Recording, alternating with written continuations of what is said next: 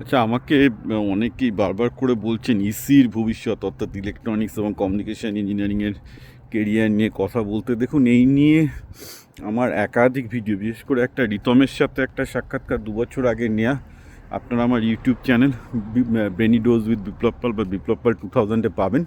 আমি সংক্ষেপে কয়েকটা খুব সিম্পল কথা বলে দিই যে ইসির ক্ষেত্রে ল্যাবরেটরি প্র্যাকটিসটা খুব ইম্পর্ট্যান্ট, কারণ ইসির ক্ষেত্রে দুটো জায়গাতে এখন প্লেসমেন্ট সবচেয়ে বেশি। একটা হচ্ছে এখন প্রচুর এআই ইন চিপ চলছে, অর্থাৎ এআই কোর বাড়াচ্ছে, অর্থাৎ সেখানে আপনি বলতে পারেন ইডিএ, ইলেকট্রনিক্স ডিজাইন অটোমেশনের স্কোপ অত্যন্ত বেশি। কিন্তু এটা তো পশ্চিমবঙ্গ কেন, ভারতবর্ষের কোনো জায়গায় শেখানো হয় না চিপ ডিজাইন। ভারতবর্ষের কিছু কিছু জায়গায় সবে শুরু হয়েছে, একমাত্র আইটিগুলো ছাড়া কোথাও সেই ফেসিলিটি নেই, আপনারা শিখতে পারবেন না। অর্থাৎ চিপ ডিজাইনে যেতে গেলে যেখানে এখন সবচেয়ে বেশি জব বুম হচ্ছে, ছেলে মেয়েদেরকে কিন্তু এমটেক করে আইটির দিকে প্রিপারেশান নিতে হবে। That's one thing. Second thing, ইসিতে যেটা বড় জিনিস আছে সেটা ফার্মার ইঞ্জিনিয়ারিং, যেটা করতে গেলে ইন্টার্নশিপ ছাড়া উপায় নেই। এগেন, ইঞ্জিনিয়ারিং কলেজগুলোতে সেই ফেসিলিটি নেই।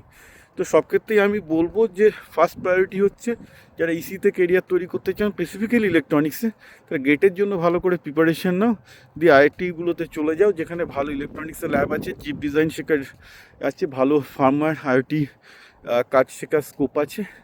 গো there, don't join the job, at least একটা ভালো জায়গা থেকে এমটেক করে যাও। আর বাদ বাকি আমার সাথে রিতমের ইন্টারভিউটা ঠিকঠাকভাবে শুনে নিও।